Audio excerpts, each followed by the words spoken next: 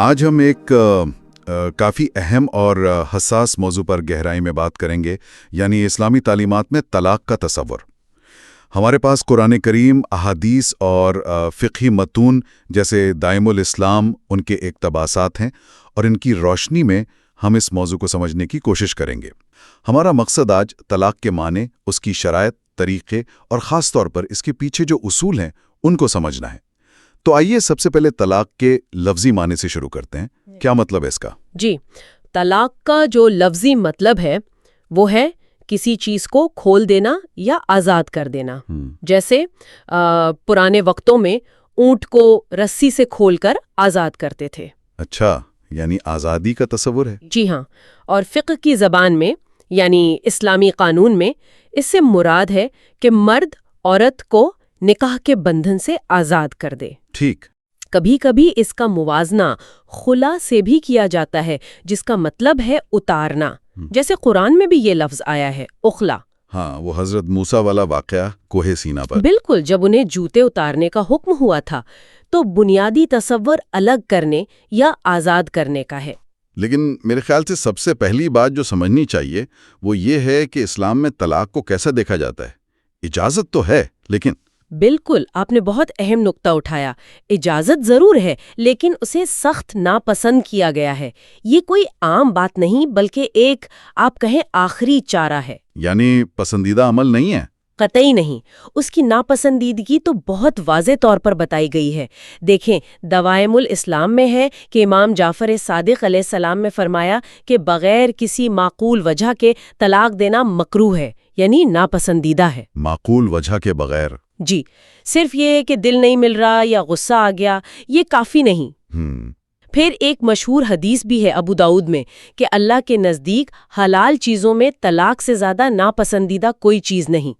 اللہ اکبر، یہ تو بہت سخت بات ہے۔ جی ہاں، اور حضرت علی کرم اللہ وجہ کا قول بھی ہے، وہ بھی دوائم الاسلام میں ہے کہ طلاق مکروہ ہے اور میں اسے ناپسند کرتا ہوں۔ تو ان سب باتوں سے یہ بالکل صاف ہے کہ اسلام نکاح کو قائم رکھنے پر زور دیتا ہے۔ تو اس کا مطلب یہ ہوا کہ طلاق سے پہلے ہر ممکن کوشش کرنی چاہیے کہ رشتہ بچ جائے، صلح ہو جائے۔ بالکل بالکل، یہی اصل روح ہے۔ شادی تو خیر ایک معاہدہ ہے ساتھ رہنے کا، لیکن جب نباہ مشکل ہو جائے، جسے قرآن شقاق کہتا ہے، یعنی پھوٹ پڑ جانا۔ جی، شقاق یعنی جب دیوار کھڑی ہو جائے دونوں کے بیچ۔ تو دیکھیں، قرآن صرف مسئلہ نہیں بتاتا، حل بھی دیتا ہے۔ سورہ نساء کی آیت 35 میں بہت واضح ہدایت ہے۔ اچھا، کیا ہدایت ہے؟ فرمایا گیا کہ اگر تمہیں میاں بیوی کے درمیان شقاق یعنی پھوٹ پڑ جانے کا اندیشہ ہو تو ایک منصف مرد کے گھر والوں میں سے اور ایک منصف عورت کے گھر والوں میں سے مقرر کرو۔ یعنی دونوں خاندانوں سے ایک ایک بندہ، حکم یا ثالث کہہ لیں۔ اور پھر فرمایا کہ اگر وہ دونوں یعنی وہ ثالث واقعی صلح کرانا چاہیں گے نا تو اللہ ان کے درمیان موافقت پیدا کر دے گا۔ سبحان اللہ، یعنی نیت صلح کی ہونی چاہیے۔ بالکل، اور اس میں ایک اور اہم بات یہ ہے کہ اسلام خاندان کے مسئلے کو پہلے خاندان کے اندر ہی حل کرنے کی ترغیب دیتا ہے، بجائے اس کے کہ فوراً عدالت پہنچ جائیں۔ اسے تحکیم کہتے ہیں، ثالثی کا عمل۔ جی، ثالثی، لیکن اس کی کچھ شرائط ہیں۔ ایک تو یہ کہ میاں بیوی دونوں راضی ہوں اس ثالثی پر۔ صحیح۔ اور دوسرا یہ کہ ثالثوں کو اختیار دیا جائے کہ وہ یا تو صلح کرائیں جسے جمع کہتے ہیں یا پھر علیحدگی کا فیصلہ کریں جسے فرق کہتے ہیں۔ اچھا، یعنی ان کے پاس اختیار ہو۔ جی، اور ایک اور بہت اہم شرط یہ ہے کہ ثالث بیوی کی مرضی کے بغیر اس کی کوئی چیز، کوئی مال شوہر کو نہیں دے سکتے۔ ان کا کام صرف نکاح کے بارے میں فیصلہ کرنا ہے۔ یہ تو بہت متوازن طریقہ لگتا ہے صلح کی کوشش کا۔ لیکن فرض کریں کوشش کے باوجود بات نہیں بنتی، تو کیا صرف مرد ہی طلاق دے سکتا ہے؟ عورت کے پاس کیا حق ہے؟ جی نہیں، یہ ایک عام غلط فہمی ہے۔ اسلام نے عورت کو بھی حق دیا ہے کہ وہ اس رشتے کو ختم کرنے کی پہل کر سکے۔ اچھا، کن بنیادوں پر؟ دیکھیں، جن بنیادوں پر شوہر طلاق دے سکتا ہے، کم و بیش ویسی ہی وجوہات کی بنا پر عورت بھی علیحدگی کا مطالبہ کر سکتی ہے۔ قرآن میں سورہ بقرہ آیت 229 میں اس کا ذکر ہے۔ وہ آیت جس میں فدیہ کا ذکر ہے؟ جی بالکل، وہاں فرمایا گیا کہ اگر دونوں کو یہ ڈر ہو کہ وہ اللہ کی حدود قائم نہیں رکھ سکیں گے۔ اللہ کی حدود سے کیا مراد ہے یہاں؟ اس سے مراد ازدواجی زندگی کے فرائض اور مقاصد ہیں، یعنی ایک دوسرے کے حقوق ادا کرنا، محبت اور سکون سے رہنا۔ اگر یہ ممکن نہ رہے تو پھر فرمایا گیا کہ اگر عورت کچھ مال فدیہ دے کر یعنی کچھ معاوضہ دے کر اپنی جان چھڑانا چاہے تو اس میں کوئی گناہ نہیں۔ یعنی عورت بھی مالی طور پر کچھ دے کر علیحدگی لے سکتی ہے؟ جی ہاں، اور اسی کو فقہ میں خلا کہتے ہیں۔ خلا یعنی عورت کا اپنے شوہر سے طلاق حاصل کرنا، عموماً اپنا مہر واپس کر کے یا اس کا کچھ حصہ دے کر۔ تو مہر ایک طرح سے عورت کی حفاظت بھی کرتا ہے؟ بالکل، اگر شوہر طلاق دے تو مہر عورت کا حق ہے، اگر عورت خلا لے تو وہ مہر یا کچھ حصہ واپس کر کے آزادی لے سکتی ہے۔ یہ ایک طرح کا توازن ہے۔ یہ واقعی ایک اہم حق ہے۔ اچھا، اب اگر طلاق کا فیصلہ ہو ہی گیا مرد کی طرف سے، تو کیا اس کا کوئی خاص طریقہ ہے، کوئی وقت مقرر ہے یا کسی بھی حالت میں ہو سکتی ہے؟ نہیں، اس کے لیے بھی کچھ شرائط ہے۔ ایک بہت اہم شرط یہ ہے کہ عورت کی ماہواری یعنی حیض کی حالت میں طلاق دینا منع ہے۔ اچھا، یہ کیوں؟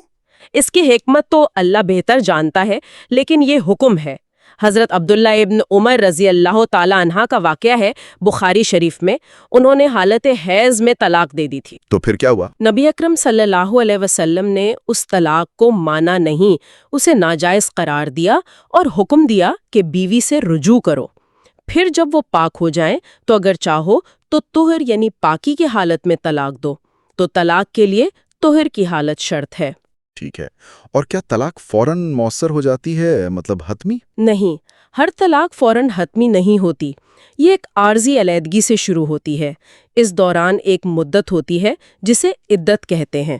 عدت یعنی انتظار کی مدت؟ جی، قرآن میں سورہ طلاق کی پہلی آیت میں ہی حکم ہے کہ جب طلاق دو تو عدت کے لیے دو اور عدت کا شمار رکھو۔ یہ عدت کا وقت دراصل سوچ بچار اور صلح کا ایک موقع ہوتا ہے۔ اچھا، تو یہ فوری نہیں ہوتا مطلب؟ جی نہیں، فوری نہیں ہوتا، اس میں وقت دیا جاتا ہے۔ اور اگر عدت گزر گئی، صلح نہیں ہوئی، تو کیا پھر وہ ہمیشہ کے لیے الگ ہو گئے؟ نکاح تو ختم ہو جاتا ہے عدت کے بعد، لیکن دروازے بند نہیں ہوتے۔ اگر وہ دونوں بعد میں پھر سے ساتھ رہنا چاہیں تو وہ دوبارہ نیا نکاح کر سکتے ہیں۔ اچھا، دوبارہ شادی کر سکتے ہیں؟ جی بالکل، بلکہ قرآن تو اس کی حوصلہ افزائی کرتا ہے۔ سورہ بقرہ آیت 232 میں کہ اگر وہ آپس میں راضی ہوں تو انہیں روکو مت۔ لیکن ایک بات سنی ہے کہ طلاق کی کوئی تعداد بھی مقرر ہے؟ جی ہاں، یہ بہت اہم نقطہ ہے۔ اسلام نے اس اختیار کو محدود کیا ہے۔ سورہ بقرہ آیت 229 میں ہے الطلاق مرتان، یعنی طلاق 2 بار ہے؟ جی، وہ طلاق جس کے بعد رجوع ہو سکتا ہے یا عدت کے بعد دوبارہ نکاح ہو سکتا ہے، وہ 2 بار ہے۔ یعنی پہلی طلاق دی، عدت میں رجوع کر لیا، یا عدت کے بعد نیا نکاح کر لیا۔ ٹھیک۔ پھر کبھی دوسری بار طلاق دی، پھر وہی آپشن موجود ہے۔ لیکن تیسری بار؟ ہاں، اگر تیسری بار طلاق دے دی تو پھر یہ علیحدگی حتمی ہو جاتی ہے۔ اسے طلاق بائن کہتے ہیں۔ اس کے بعد وہ دونوں آپس میں اس وقت تک نکاح نہیں کر سکتے جب تک وہ عورت کسی اور مرد سے باقاعدہ نکاح نہ کرے، اور پھر وہ دوسرا شوہر یا تو خود طلاق دے یا فوت ہو جائے اور عدت گزر جائے۔ یہ تو بہت سخت پابندی ہے۔ یہ پابندی اصل میں عورت کو تحفظ دینے کے لیے ہے۔ زمانہ جاہلیت میں مرد بار بار طلاق دیتا تھا اور رجوع کر لیتا تھا، عورت کی زندگی اجیرن بنا دیتا تھا۔ اسلام نے محدود اختیار کو ختم کر دیا۔ یہ تو ہوئی طلاق کے عمل کی۔ کیا فقہاء نے طلاق دینے کے طریقوں میں بھی فرق کیا ہے؟ کوئی بہتر، کوئی غلط طریقہ؟ جی، فقہاء نے سمجھانے کے لیے 3 صورتیں بیان کی ہیں، حالانکہ ان کی شرعی حیثیت میں بہت فرق ہے۔ کون کون سی؟ ایک ہے طلاق بدع۔ بدعت کا مطلب ہے دین میں نئی چیز نکالنا جو اصل میں نہ ہو۔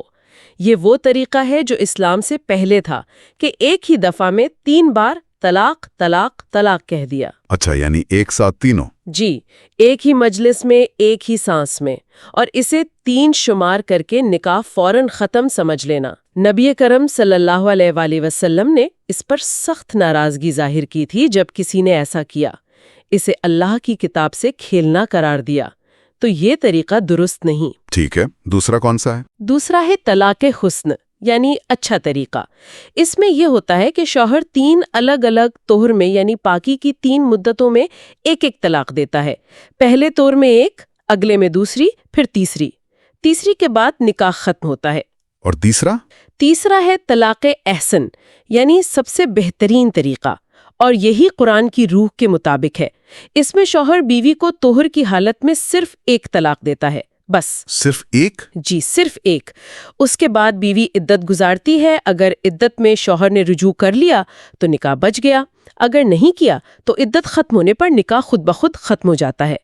قرآن میں جو عدت کے لیے طلاق 2 کا حکم ہے نا، سورہ طلاق آیت 1، وہ اسی طرف اشارہ کرتا ہے۔ تو اصل میں قرآن صرف طلاق احسن کو ہی مانتا ہے۔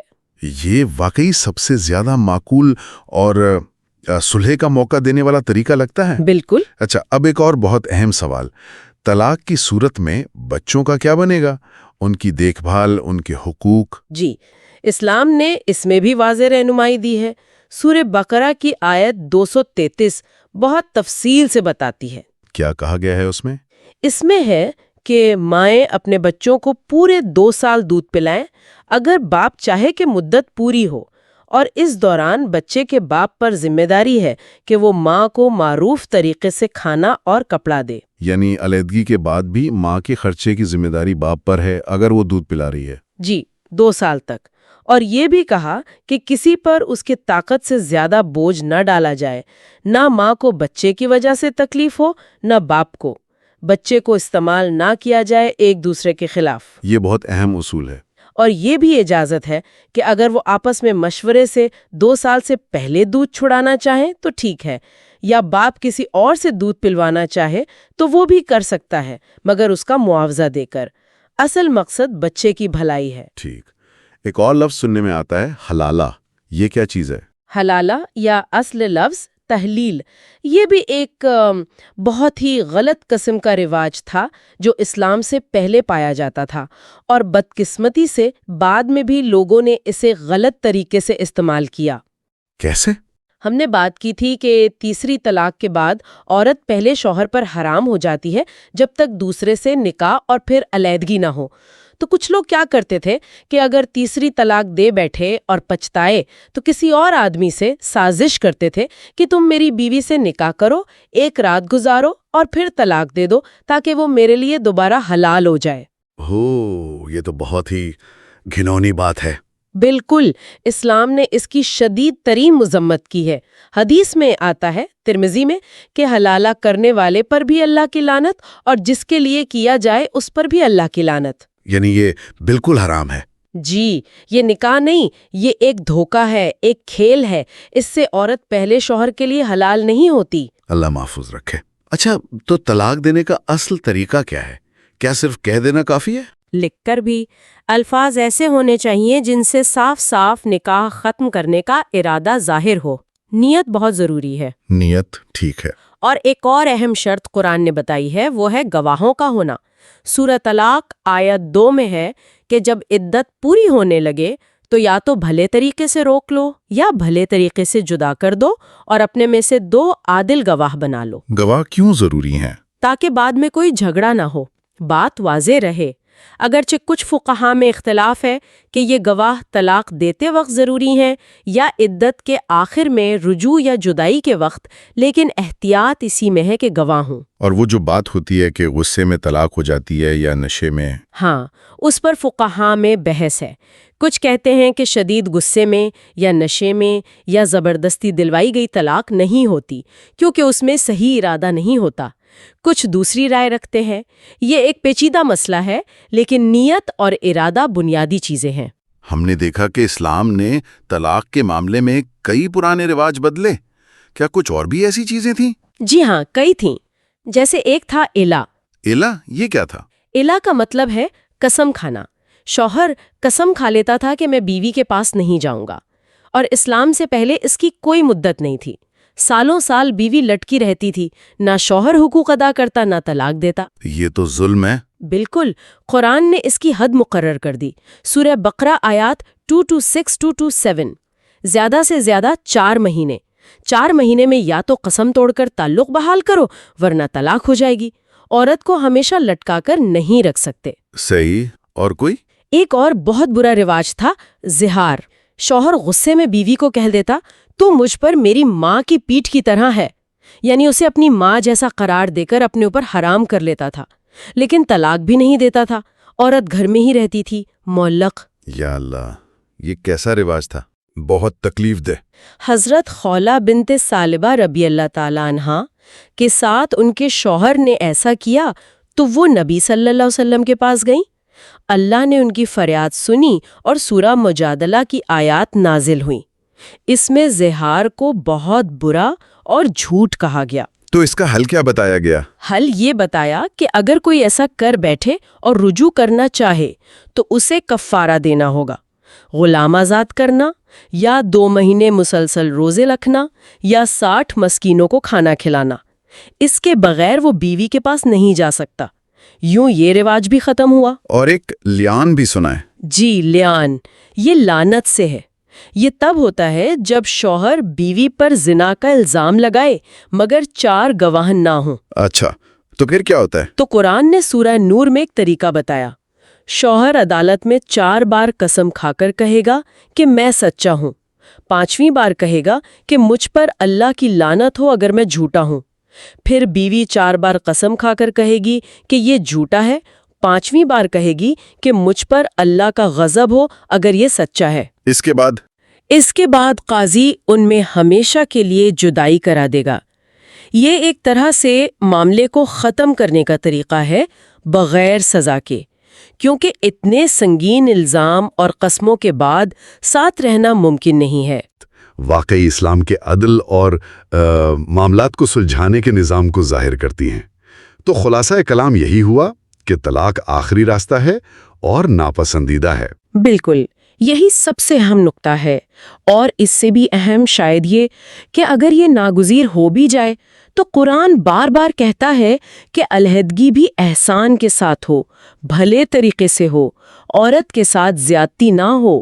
یعنی رشتہ ختم بھی ہو تو اچھے اخلاق کے ساتھ۔ جی بالکل، سورہ بقرہ، سورہ طلاق، ہر جگہ معروف اور احسان کے الفاظ ہیں، یعنی علیحدگی میں بھی انسانیت، رحم دلی اور انصاف کا دامن نہیں چھوڑنا۔ آج ہم نے طلاق کے معنی، اس کی ناپسندیدگی، صلح کی اہمیت، عدت، گواہ، خلا، طلاق کی اقسام، بچوں کے حقوق، حلالہ کی ممانعت اور الہ، زہار، لعان جیسے کئی پہلوؤں پر بات کی۔ بالکل، اور آخر میں ایک سوال شاید ہم سب کے لیے ہے کہ جب دین صلح اور خاص طور پر خاندان کے ذریعے تلسی یعنی تحکیم پر اتنا زور دیتا ہے تو کیا ہم آج اس پر عمل کر رہے ہیں؟